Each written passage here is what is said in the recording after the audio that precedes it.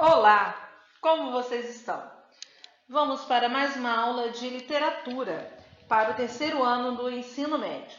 Hoje nós daremos continuidade à nossa literatura contemporânea, falando um pouquinho da poesia, de como essa poesia foi escrita e é escrita, afinal de contas, é uma literatura contemporânea e ela vem até os nossos dias.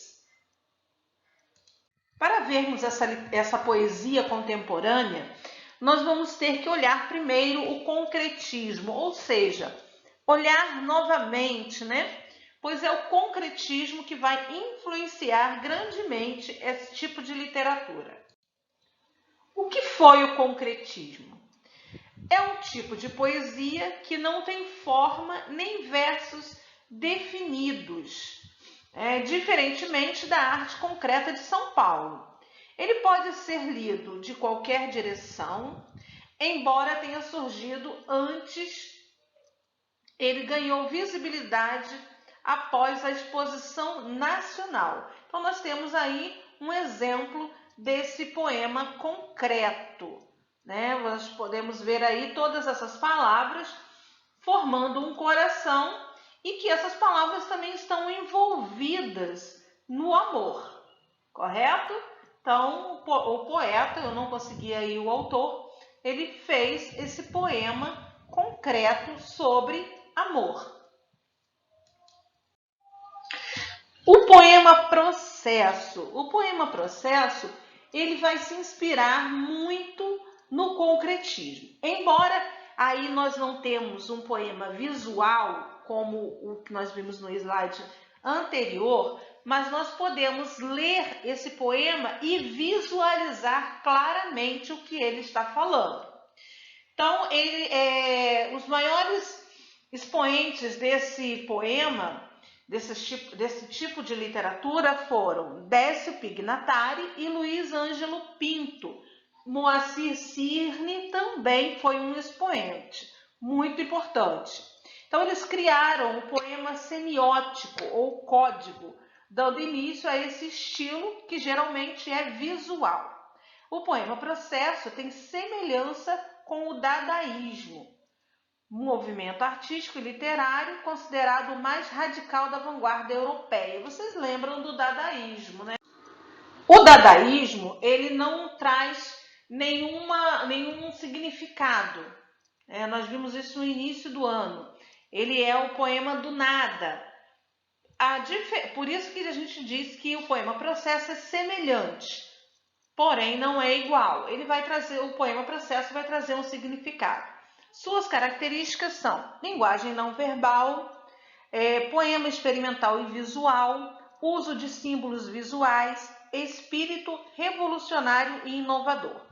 Volto a dizer, esse poema de Moacir Cirne, ele é um poema com linguagem verbal.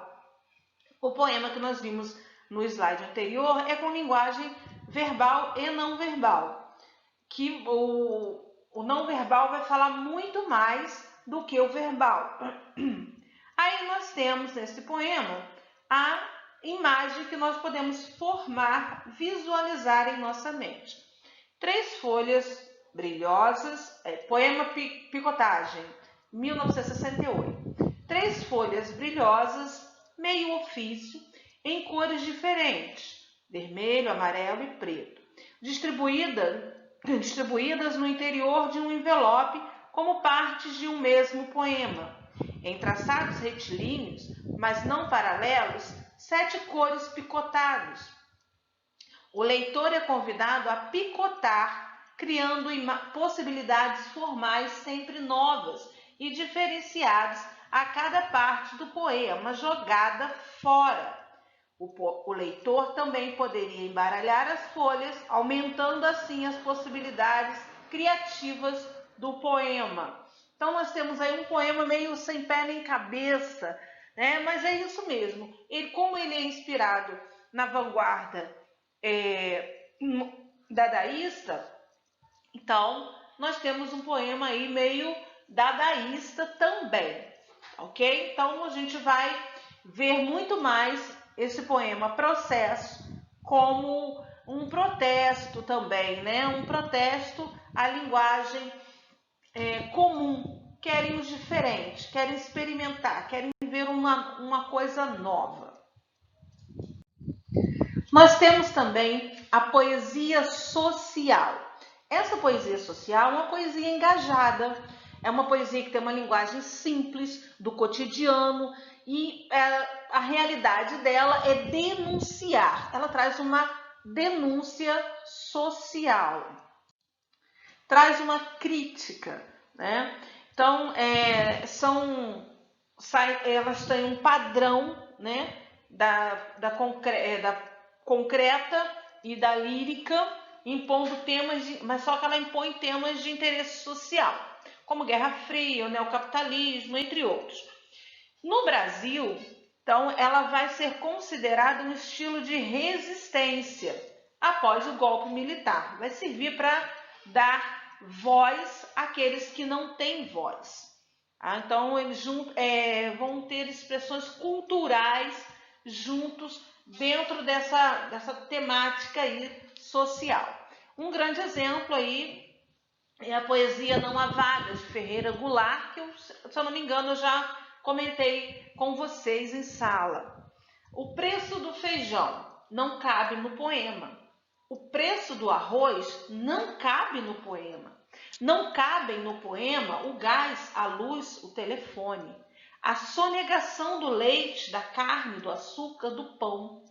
O funcionário público não cabe no poema, com seu salário de fome, sua vida fechada em arquivos, como não cabe no poema o operário, que esmerilha seu dia de aço e carvão nas oficinas escuras. Porque o poema, senhores, está fechado, não há vagas.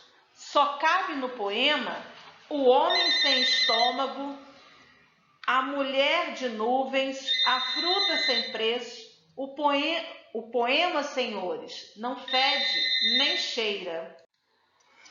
Então, a gente pode ver nesse poema que Ferreira Goulart traz um eu lírico que protesta contra todas essas mazelas sociais e vai dizer que no poema ele só vai caber o homem sem estômago, a mulher de nuvens, a fruta sem preço. Por quê? O poema ele tem que trazer a poesia, ele tem que trazer a esperança. Ele usa o poema como um protesto, ele diz que nada disso aí que ele colocou anteriormente cabe num poema, porque o poema, a pessoa ela tem que sonhar. E ela não está tendo tempo de sonhar, não está tendo condição, porque tudo está muito complicado, né? A vida social não está sendo das melhores. Então, essa é a função da poesia social. Vai denunciar o meio, né, em que está sendo vivido naquele momento. Poesia marginal. É a poesia que vai na contramão da cultura do Brasil da época da ditadura militar. Ela tinha o objetivo de expressar toda a violência diária sofrida pelos opositores ao regime e ir contra o conservadorismo da sociedade. Como características aí nós vamos ter a ironia, o sarcasmo, que é uma ironia bem mais aguda, bem mais ferrenha, as gírias, o humor. São textos pequenos, alguns com apelo visual, outros não, né? Linguagem coloquial, com traços da oralidade, e representa a voz da minoria. Aí nós temos um pequeno poema, nós temos aí um texto de Chacal, né? Que é um texto pequeno, que diz assim: rápido e rasteiro, vai ter uma festa, que eu vou dançar, até o sapato pedir para parar. Aí eu paro, tiro o sapato e danço o resto da vida. Então, nós vemos aí a presença do coloquial, no pra parar, né? Na expressão pra parar. Aí eu paro. Nós temos aí uma tendência aí que traz a violência escondida, porque o sapato pede para parar, aí ele está se referindo o quê? A uma ditadura que vai proibir a festa, vai proibir as expressões. Só que aí ele tira o sapato e dança o resto da vida. Ele vai dançar da mesma forma, ele vai protestar dançando.